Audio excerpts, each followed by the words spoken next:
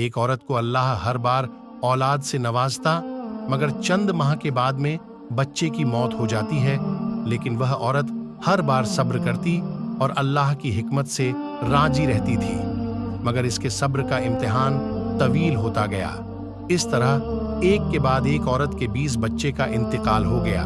آخری بچے کی موت ہونے کے بعد اس کے صبر کا بندھن ٹوٹ گیا اور آدھی رات کو زندہ لاش کی طرح اٹھی۔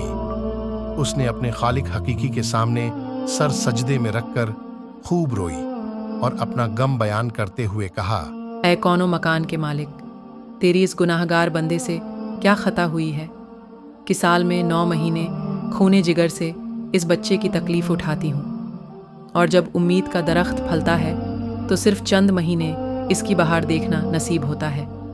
یہ دن میرا دل غم کے حال کا شکار رہتا ہے کہ میرا بچہ پروان چڑھے گا۔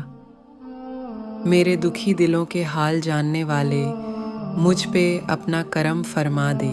روتے روتے اس کی آنکھ لگ گئی۔ خواب میں ایک شگفتہ پور بہار باغ دیکھا۔ سونے چاندی کے اینٹوں سے بنا ایک محل نظر آیا جس کے اوپر اس عورت کا نام لکھا ہوا تھا۔ باغ اور تجلیاں دیکھ کر وہ عورت خوشی سے بے خود ہو گئی۔